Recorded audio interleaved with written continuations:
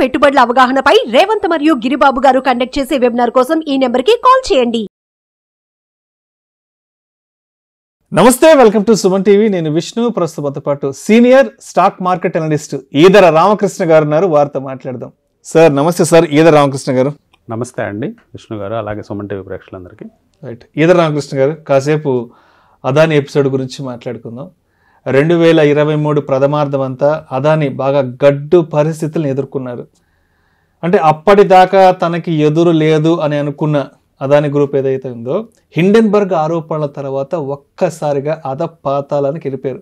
సరే, మొత్తానికి 2023 డిసెంబర్ నాటికంటే ఈ రెండు నాటికి కొంత అంటే యుఎస్ సుప్రీంకోర్టు కూడా అలిగేషన్స్ కొట్టేసిన తర్వాత 2024 నుంచి కొంత సస్టైన్ అయ్యాడు అదాని.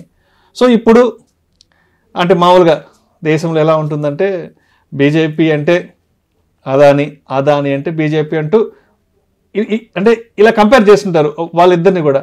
సో ఇప్పుడు మూడోసారి కూడా బీజేపీ అధికారం చేపట్టింది కాబట్టి, అండ్ మోడీ 3.0 ఇక్కడి నుంచి కొనసాగుతుంది కాబట్టి, మరి బీజేపీ వల్ల అదానికి ఏమైనా మంచి రోజులు వస్తాయంటారా, వచ్చేసాయంటారా?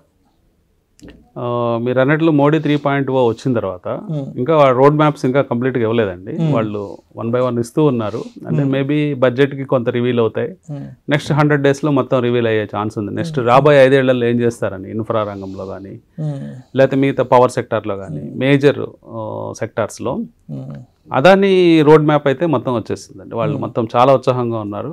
పెద్ద పెద్ద అంటే ప్రాజెక్ట్స్ టేకప్ చేస్తున్నారు. గుజరాత్ కచ్లో ఒక 30 GW, చాలా పెద్ద సైజ్ అనమాట. 30 GW గ్రీన్ ఎనర్జీ అంటే సోలార్, రెన్యూబుల్ ఎనర్జీ సెగ్మెంట్లో ఇన్వెస్ట్ చేస్తున్నారు. దాదాపుగా వాళ్ళ ప్లాన్స్ చూస్తే దాదాపుగా ఒక్క సంవత్సరంలోనే 130,000 కోట్ల రూపాయలు పవర్ సెక్టార్లో క్యాపెక్స్ పెంచుతున్నారండి. అంటే క్యాపిటల్ ఎక్స్పెండిచర్ ఎక్కువ చేస్తున్నారు, అంటే ప్రొడక్షన్ పెంచుతున్నారు. 2030 నాటికి 2,50,000 కోట్లు క్యాపెక్స్.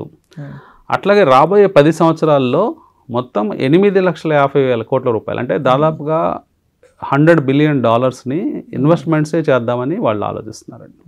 అంటే వాళ్ళ మార్కెట్ క్యాప్ ఎంత ఉందో అంత అమౌంట్స్ని ఈరోజు వాళ్ళు ఇన్వెస్ట్మెంట్స్లో తీసుకొస్తున్నారు రాబోయే 10 ఏళ్లలో. అంటే భారీ గ్రోత్ అంచనాల మధ్య అదాని గ్రూప్ వెళ్ళబోతుందండి.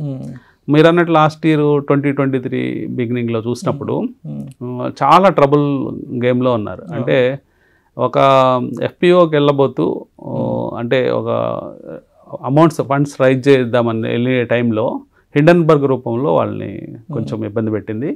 సో దాదాపుగా స్టాక్స్ అన్నీ కూడా వెంటనే బాగా క్రాష్ అయిపోవటం, ఆల్మోస్ట్ వాల్యుయేషన్స్ 60%, 70%, 80% వాల్యుయేషన్స్ కూడా కొన్ని స్టాక్స్లో కోల్పోవటం. మళ్ళీ అక్కడి నుంచి చిన్నగా ఆ స్టాక్స్ అన్నీ కూడా లాస్ట్ మంత్ ప్రీ జనవరి 2023 లెవెల్స్కి అదాని గ్రూప్ స్టాక్స్ అని రావడం మనం చూసాం. సో ఇక్కడ నుంచి భవిష్యత్తు ఇంకా బాగుంటుందని మనం చెప్పచ్చు. ఇప్పుడు మీరు చూస్తే అదాని స్టాక్స్లో మంచి ర్యాలీస్ వస్తున్నాయి. పర్టికులర్గా Adani ports, Adani green energies, తర్వాత అదాని ఎంటర్ప్రైజెస్. మెయిన్గా అదాని గ్రూప్లో అదాని ఎంటర్ప్రైజెస్ అనేది ఒక ఇంక్యుబేటర్ అండి. అంటే ఆ కంపెనీలో కొత్త కంపెనీస్ పుడుతూ ఉంటాయి. అంటే ఇప్పుడు మనం చూస్తున్న అదాని గ్రూప్ కంపెనీస్ అన్నీ కూడా అదాని ఎంటర్ప్రైజెస్ నుంచి బయటకు వచ్చాయి. So main company Adani enterprises. So Adani enterprises లాంటి స్టాక్ని లాంగ్ టర్మ్ కోసం హోల్డ్ చేద్దాం అనుకున్న వాళ్ళు కొనుక్కోవచ్చు. భవిష్యత్తులో హైడ్రోజన్ ఎనర్జీ ఇలాంటివన్నీ కూడా అదాని గ్రూప్లోంచి వచ్చే కంపెనీస్గా ఉంటాయి. సో ఇంకా మనము డౌన్ ద లైన్ రాబోయే సంవత్సరాల్లో చాలా అదాని కంపెనీస్ ఆ గ్రూప్ నుంచి వచ్చే అవకాశం ఉంది. మేబీ స్పిన్ ఆఫ్ అవుతూ వస్తాయి.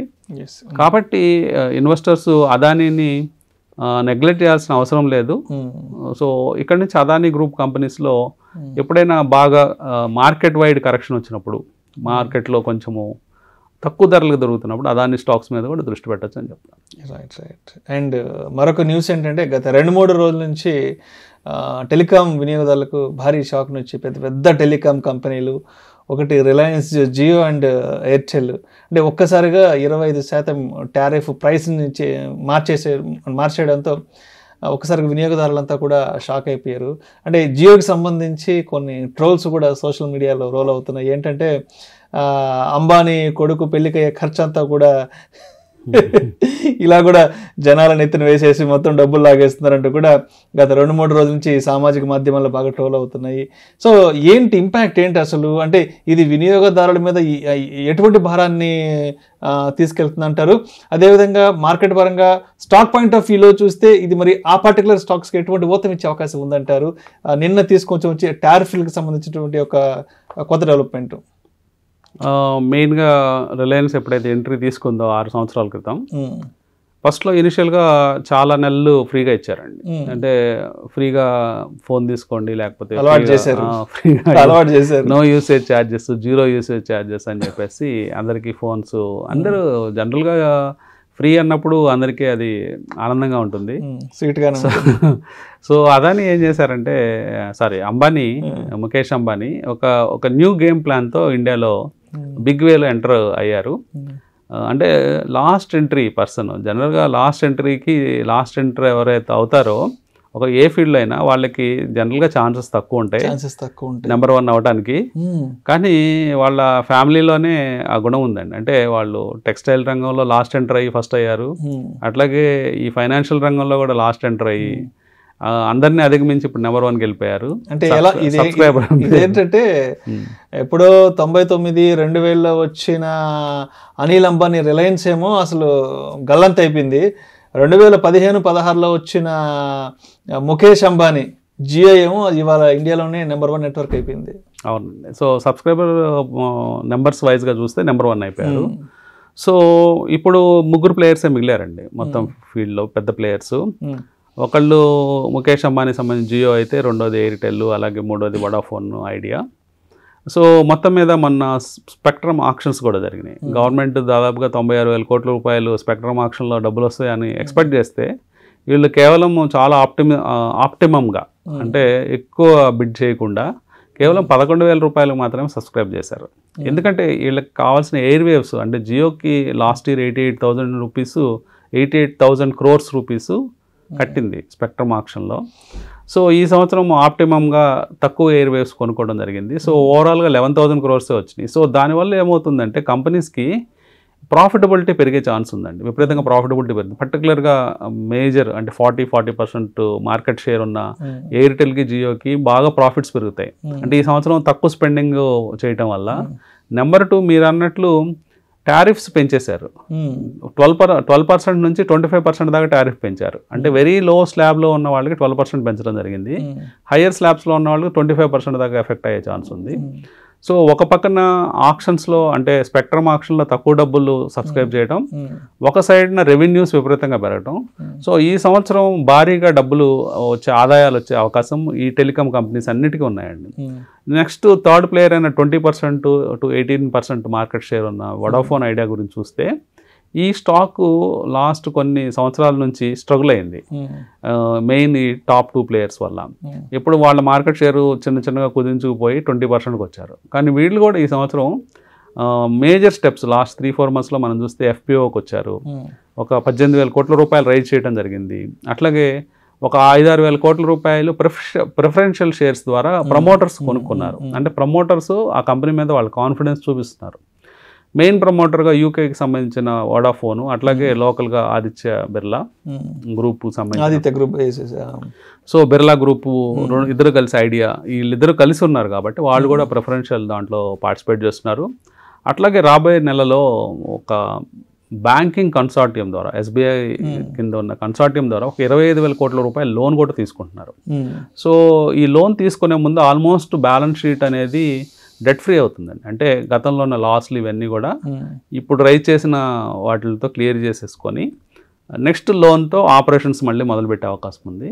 సో ఈ స్టాక్ కూడా కొంచెము ఒక 20 to 40% పెరిగే ఛాన్సెస్ ఉన్నాయండి. ఐడియా వడాఫోన్ కూడా తక్కువ ప్రైస్గా ఉంది. సో అన్ని విధాల ఆదాయం పెరగటం, అలాగే స్పెక్ట్రమ్లో తక్కువ పార్టిసిపేట్ చేయడం, ఇవన్నీ కూడా భవిష్యత్తులో మంచి రిటర్న్స్ ఇచ్చే అవకాశాలు ఉన్నాయి. పర్టికులర్గా భారతీయ ఎయిర్టెల్ అయితే ఆల్ టైమ్ హైకి వెళ్తుంది, ప్రతిరోజు పెరుగుతూ ఉంది. మంచి ర్యాలీ లాస్ట్ 1 yearలో బ్యూటిఫుల్ ర్యాలీ ఆదిత్య దాంట్లో జరిగింది. రిలయన్స్ స్టాక్ చూస్తే ఇప్పుడే ఆల్ టైమ్ హై దాటిందండి. అంటే లాస్ట్ 4 months నుంచి కన్సాలిడేషన్ అయిన స్టాకు ఇప్పుడే బయటకు వస్తుంది. అది కూడా మంచి పర్ఫార్మెన్స్ చేసే అవకాశం ఉంది. FIS కూడా రిలయన్స్ని కొంటున్నారు రీసెంట్గా. సో ఇవన్నీ కారణాల చేత ఈ 3 stocks next 6 months to 1 year బాగా పర్ఫామ్ చేసే ఛాన్సెస్. రైట్. అండ్ అదేవిధంగా సిమెంట్ ఇండస్ట్రీలో కూడా పెద్ద కన్సాలిడేషన్ చూడబోతున్నాము. అంటే సిమెంట్ ఇండస్ట్రీ కూడా ఇద్దరి చేతుల్లో కంటే కంప్లీట్ ఇద్దరు అజమాయిషీలోకి వెళ్ళిపోయింది. ఒకటేమో అదాని, ఇంకొకటి వచ్చేసి బిర్లా వాళ్ళ చేతుల్లోకి వెళ్ళిపోయింది కదా. సో ఏంటి ఇక్కడ అసలు అంటే సిమెంట్ ఇండస్ట్రీ కన్సాలిడేషన్ ఏ విధంగా చూడాలంటారు? ముఖ్యంగా మనము సిమెంట్ ఇండస్ట్రీలో పెద్ద కన్సాలిడేషన్ జరుగుతుందండి. రీసెంట్గా అక్విజిషన్స్ పర్వం జరుగుతూ ఉంది. రీసెంట్గా మనం చూస్తే అల్ట్రాటెక్ సిమెంట్ మొన్న ఇండియా సిమెంట్ని కొనడం జరిగిందండి. ఇండియా సిమెంట్లో 20% స్టేక్, 23% స్టేక్ తీసుకుంటున్నారు 267 రూపీస్ దగ్గర. అందుకని మొన్న గురువారం రోజున ఒకేసారి 14% అల్ట్రాటెక్ ఇండియా సిమెంట్ పెరగడం చూసాం. సో అల్ట్రాటెక్ సిమెంట్ అనేది ఆదిత్య బిర్లా గ్రూప్కి సంబంధించిన కంపెనీ. సో గతంలో వాళ్ళు ఎల్ఎన్టీ దగ్గర నుంచి ఎల్ఎన్టీ ప్లాంట్స్ అన్ని తీసుకొని ఆ సైజ్కి వచ్చారు. అలాగే గ్రాసిమ్లో ఉన్న సిమెంట్ డివిజన్స్ అన్నీ కూడా తీసుకొని ఇండియాలోనే అతిపెద్ద సిమెంట్ కంపెనీగా అవతరించారండి. Almost 159 million tons 159 million tons capacity ఉంది. అట్ ద సేమ్ టైం మీరు అదానీ గ్రూప్ రీసెంట్గా ఎంటర్ అయ్యారు last year 1.5 year back enter అయ్యి వాళ్ళు ఒకే రోజున ఏసీసీ అంబుజా కొనడం జరిగింది. ఇవి కూడా ఏం చిన్న కంపెనీలు కాదు. ఒక అంబుజా సిమెంట్ దగ్గర దాదాపుగా 89 మిలియన్ టన్స్ ఉంటే ఏసీసీ దగ్గర 35 మిలియన్ టన్స్ ఉందండి కెపాసిటీ, ఇన్స్టాల్ కెపాసిటీ. సో ఈ కెపాసిటీస్ క్లబ్ చేస్తే 124 మిలియన్ టన్స్ ఉంది. కేవలం ఒక 30-40 మిలియన్ టన్స్ డిస్టెన్స్లో నెంబర్ 2 కంపెనీగా అదానీ గ్రూప్ ఉంది. సో ఈ అదానీ కూడా రీసెంట్గా మన సౌత్లో పెన్నా సిమెంట్ని కొనడం జరిగింది 10,000 కోట్ల రూపాయలకి. కొన్ని మిలియన్ టన్స్ యాడ్ అవుతాయి కదా. సో అట్లాగే ఇప్పుడు జేపీ సిమెంట్స్కి సంబంధించింది ఎన్సీఎల్టీ కోర్టులో ఉంది, నేషనల్ కంపెనీ లా ట్రిబ్యునల్లో ఆ కేసు నడుస్తూ ఉంది. సో దానికోసం ఇద్దరు ప్రయత్నిస్తున్నారు, అల్ట్రాటెక్ కానీ అదానీ కానీ బిడ్ చేస్తున్నారు. సో అదిగా ఒకళ్ళ పరం అయితే అది. సో ఇక్కడ మనం ఓవరాల్గా అబ్జర్వ్ చేస్తే మొత్తం సిమెంట్ కంపెనీస్ అన్నీ కూడా కన్సాలిడేషన్ అయిపోతూ ఉన్నాయి. సో పెద్ద బ్రాండ్స్గా అల్ట్రాటెక్ అదానీ మిగిలే ఛాన్స్ ఉందండి భవిష్యత్తులో. అంటే ఇంకా నెక్స్ట్ లెవెల్ బ్రాండ్స్ కనుక చూస్తే శ్రీ సిమెంట్ అని నార్త్ ఇండియాలో ఉంది, ఒక 59 మిలియన్ టన్స్తో శ్రీ సిమెంట్ ఉంది. అట్లాగే దాల్మియా భారత్ ఉంది, వీళ్ళు ఒక 20 మిలియన్ టన్స్తో. సో ఇవన్నీ పక్కన పెడితే మిగతా అన్ని కూడా ప్లేయర్స్ అందరూ కూడా చిన్న చిన్న ప్లేయర్స్ ఉంటారు. సో 1 మిలియన్ 2 మిలియన్ టన్స్ లేకపోతే ఇంకా తక్కువ కెపాసిటీస్ ఉన్న సిమెంట్ కంపెనీస్ ఉంటాయి. ఓవరాల్గా చూస్తే సిమెంట్ సెక్టార్లో కూడా కన్సాలిడేషన్ అనేది కనిపిస్తుంది. మెయిన్గా సిమెంట్ స్టాక్స్ కూడా దృష్టి పెట్టచ్చండి. ఇప్పుడు బడ్జెట్లో ఇన్ఫ్రా పుష్ అనేది చాలా ఎక్కువగా ఉండే అవకాశం ఉంది. పెద్ద పెద్ద అంటే ఫస్ట్ రిలీజ్లోనే మోడీ 3.0 ఫస్ట్ రిలీజ్లోనే మహారాష్ట్రలో పెద్ద ప్రాజెక్ట్ అంటే పోర్ట్ ప్లాన్ చేస్తున్నారు, గ్రీన్ ఫీల్డ్ పోర్ట్ ప్లాన్ చేస్తున్నారు. సో అదే ఒక 7 లక్షల కోట్ల రూపాయల వాల్యూ పోర్ట్ అది. సో ఇట్లాంటి పెద్ద పెద్ద వెంచర్స్ రాబోయే రోజుల్లో పెద్ద పెద్ద ఇన్ఫ్రా ప్రాజెక్ట్స్ వచ్చే అవకాశాలు ఉన్నాయి. సో ఈ ఇన్ఫ్రా ప్రాజెక్ట్స్ వచ్చేటప్పుడు జనరల్గా సిమెంట్ వినియోగం, స్టీల్ వినియోగం ఎక్కువగా ఉంటుంది. సో అందులో కన్సాలిడేటెడ్ అయినప్పుడు ఏం జరుగుతుందంటే కన్సాలిడేషన్ కాన్ సెక్టార్స్లో ప్రైస్ ఉండదండి. అంటే ప్రైస్ కమాండ్ అనేది ఈ కంపెనీస్ దగ్గర ఉండదు.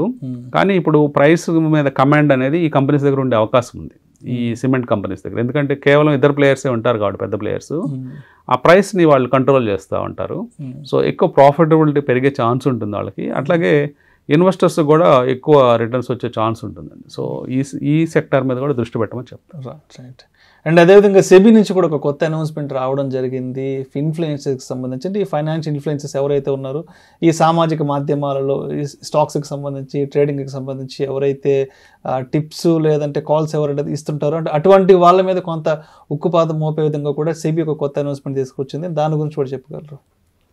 అంటే ఇక్కడ ఇన్ఫ్లుయెన్సర్స్ వాళ్ళ పర్సనల్ బెనిఫిట్ కోసం అంటే మనం మాట్లాడుకుంటే ఐఏఎఫ్ఎల్ లేటెస్ట్ కేసు, ఐఏఎఫ్ఎల్ బ్రోకింగ్లో ఒక డైరెక్టర్ అయిన సంజీవ్ బాసిన్ వాళ్ళ పర్సనల్ గెయిన్స్ కోసం ఎక్కడో మీడియాలో రికమెండ్ చేయడం, తర్వాత ప్యారలల్గా లేదా ముందుగా వాళ్ళు షేర్స్ కొనుక్కోవడం, ఇవన్నీ కూడా మనం చూస్తుంటాము.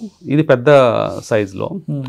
అలాగే స్మాల్ వేలో ఏంటంటే చాలా అవెన్యూస్ ఉన్నాయండి, లైక్ టెలిగ్రామ్ ఛానల్స్, లేకపోతే వాట్సాప్ గ్రూప్స్, ఇట్లా ప్రైవేట్ గ్రూప్స్, ప్రైవేట్ అదే ట్విట్టర్ పోస్టింగ్స్, ఇన్స్టాలో, తర్వాత ఇన్స్టా పోస్టింగ్స్, ఇవన్నీ కూడా. తర్వాత ఇప్పుడు సెన్సిబుల్ అని ఒక వెబ్సైట్ ఉంటుందండి, దాంట్లో P&Ls పోస్ట్ చేయడం, అంటే ఒకళ్ళు ఆథరైజ్ చేస్తారనమాట, అంటే ప్రాఫిట్ అండ్ లాస్ నాకు వచ్చిందని చెప్పడం, అది వచ్చిన రోజు చూపించడం, రాని రోజు దాచిపెట్టడం, అంటే ఆర్టిఫిషియల్ గా హైప్ క్రియేట్ చేస్తారు వాళ్ళ గ్రూప్ లో బాగుంది అని చెప్పడానికి. ఇవన్నీ కూడా ఈ ఫైనాన్షియల్ ఇన్ఫ్లుయెన్సర్స్ గా వస్తారు వీళ్ళందరూ సోషల్ మీడియాలో. వీళ్ళందరూ ఏం చేస్తారంటే అది కమర్షియల్ వేలో యూజ్ చేసుకోవడం ఒక విధానం. అంటే వాళ్ళేమి ట్రేడింగ్ చేయకుండా ఓన్లీ రికమెండేషన్స్ ఇచ్చి ఎక్కువ మందికి రికమెండేషన్స్ ఇచ్చి డబ్బు సంపాదించడం, లేకపోతే ఇందాక చెప్పుకున్నట్టు ఫస్ట్ కేసులో చెప్పుకున్నట్లు వాళ్ళు కూడా ట్రేడింగ్ చేసుకుంటూ నేషన్ వైడ్ మీడియాలో మనం మాట్లాడేటప్పుడు అది ఎక్కువ మందికి స్ప్రెడ్ అవుతుంది. కాబట్టి ఈరోజు ఇన్వెస్టర్స్ ట్రేడింగ్ కమ్యూనిటీ దాదాపుగా 50 లక్షల నుంచి, ట్రేడింగ్ వాళ్ళే ఒక 50 లక్షల నుంచి 60 లక్షల మంది ట్రేడర్స్ ఉన్నారు ఇండియాలో. ఇన్వెస్టర్స్ అయితే కోట్లల్లో ఉన్నారు, 6-7 కోట్ల మంది ఉన్నారు. సో ఒక్కసారిగా వాళ్ళని ఇన్ఫ్లుయెన్స్ చేసిన వాళ్ళుగా అయ్యి వీళ్ళు ఫ్రంట్ రన్నింగ్ చేస్తూ వాళ్ళ ఓన్ ప్రయోజనాల కోసం గేమ్ మార్చుకుంటారు. సో ఇవన్నిటిని కూడా అరికట్టాలని సెబీ ఆలోచిస్తుంది. కానీ ఎట్లా అరికడతారు, ఎలాంటి రూల్స్ ఇంపోజ్ చేస్తారు అంటే సర్టిఫైడ్ పీపుల్ దగ్గరే మీరు తీసుకోండి, అంటే సలహాలు తీసుకోండి, జస్ట్ లైక్ దట్ గ్రూప్స్లోనో ఎక్కడి నుంచి వచ్చిన న్యూస్ని మీరు ఫాలో కావద్దు, ఇవన్నీ కూడా ఆథరైజ్డ్ పర్సన్స్ అని ఏమన్నా రూల్ చేస్తుందా? రూల్స్ ఆల్రెడీ ఉన్నాయి, కొన్ని అంటే మెయింటైన్ కావటం లేదు, కొన్ని మెయింటైన్ అవుతున్నాయి. సో అందువల్ల సెబీ వాటి మీద నిర్ణయం తీసుకునే అవకాశం ఉందండి. సార్ అదేవిధంగా డీమ్యాట్ అకౌంట్కి సంబంధించి కూడా ఒక లేటెస్ట్ అప్డేట్, లేటెస్ట్ డెవలప్మెంట్ రావడం జరిగింది. అంటే దానికి సంబంధించిన కొత్త పరిమితులు కూడా సెబీ తీసుకురావడం జరిగిందంటూ ఒక ఆర్టికల్ చదివాను, మీకు కూడా షేర్ చేశారు మొన్న 1 డే బ్యాక్. సో దాని గురించి కూడా మన ఆడియన్స్కి కొంచెం డీటెయిల్గా తెలియచేయగలరు, డీమ్యాట్ అకౌంట్కి సంబంధించిన పరిమితుల గురించి. అంటే గతంలో డీమ్యాట్ అకౌంట్ ఉన్న వాళ్ళని, అంటే డీమ్యాట్ అకౌంట్స్ని ఎంకరేజ్ చేయడానికి, ఇప్పుడు కొంతమంది డీమ్యాట్ అకౌంట్లో ఉంచితే ఖర్చులు పెరుగుతాయనే ఉద్దేశం కావచ్చు, లేదు డీమ్యాట్ అకౌంట్ గురించి తెలుసుకోకుండా కేవలం ఫిజికల్ ఫామ్లో ఉండేవాళ్ళు చాలామంది ఉంటారండి ఇన్వెస్టర్స్. సో వాళ్ళని కూడా డీమ్యాట్లోకి రప్పించడానికి గవర్నమెంట్ కొన్ని ప్రయోజనాలు, సదుపాయాలు ఇచ్చింది. వాటిలో ముఖ్యంగా మీరు చూస్తే 2 లక్షల రూపాయల దాకా వాల్యూ ఉంటే మీ డీమ్యాట్ అకౌంట్లో మీకు ఛార్జెస్ ఏమీ పడవండి. అంటే 0 ఛార్జెస్తో మీరు అకౌంట్ని హోల్డ్ చేసుకోవచ్చు. 2 లక్షలు పైబడి లేదా 4 లక్షల లోపుగా ఉన్న వాళ్ళకి మాత్రం 100 రూపాయలు ఛార్జ్ వేయమని సెబీ నిర్ణయించింది గతంలో. అట్లాగే 4 లక్షలు పైబడిన అకౌంట్స్ అన్నిటికీ మోర్ ఆర్ లెస్ 300 నుంచి 1000 రూపాయల దాకా అది వాళ్ళ బ్రోకింగ్ కంపెనీ ఇష్టం అనమాట. అంటే బ్రోకింగ్ కంపెనీ నిర్ణయాన్ని బట్టి మీకు ఛార్జెస్ పడతాయి. జనరల్గా మనం ప్రైవేట్ బ్యాంక్స్ అక్కడ మనకు డిమాట్ అకౌంట్స్ ఉంటే వాళ్ళు క్వార్టర్లీ ఛార్జెస్ 750 రూపాయలు, 500 వాళ్ళు వేస్తూ ఉంటారు. అదే మనకి జనరల్ బ్రోకింగ్ కంపెనీస్లో సంవత్సరానికి 300, 500 ఇలా ఛార్జెస్ పడుతూ ఉంటాయండి. అంటే 4 లక్షల పైబడి మ్యూచువల్ ఫండ్స్, 4 లక్షల పైబడి షేర్స్ కనుక మన డీమ్యాట్ అకౌంట్లో ఉన్నట్లయితే, అలాంటి పరిమితులు ఉన్న సందర్భంలో ఇంకా పెద్ద ఎత్తున లాస్ట్ 4 years నుంచి మనం చూస్తే ఇన్వెస్టర్స్ 2 కోట్ల మంది ఇన్వెస్టర్స్ ఇప్పుడు 7 కోట్లు 8 కోట్ల దాకా దాటిపోతున్నారు. సో ఇలాంటి సందర్భంలో వాళ్ళకి ప్రయోజనాలు, అంటే చిన్న ఇన్వెస్టర్లకు ప్రయోజనాలు పెంచాలని చెప్పేసి 10 లక్షల రూపాయల దాకా మీ డీమ్యాట్ అకౌంట్లో ఉన్నా కానీ, 10 లక్షల రూపాయల వర్త్ ఆఫ్ షేర్స్ ఉన్నా కానీ మీ ఛార్జెస్ జీరోగా, అంటే ఏ ఛార్జెస్ వేయకూడదని సెబీ ఒక నిర్ణయం తీసుకుంది. బహుశా అది మనకి రేపు September 1 నుంచి అమల్లోకి రాబోతుందండి. September 1, 2024 నుంచి. సో తర్వాత మీకు ఛార్జెస్ 10 లక్షల లోపు ఉన్నా కానీ డీమ్యాట్ ఛార్జెస్ పడకూడదు. సో అది ఇన్వెస్టర్స్ కొంచెం నోట్ చేసుకుంటే, సో మీ బ్రోకింగ్ కమ్యూనిటీస్ ఎలాగో మార్చుకుంటాయి రూల్స్. సో మీకు 10 లక్షల పైన డీమ్యాట్ అకౌంట్లో ఉంటేనే మీకు ఛార్జెస్ పడే అవకాశం ఉంది.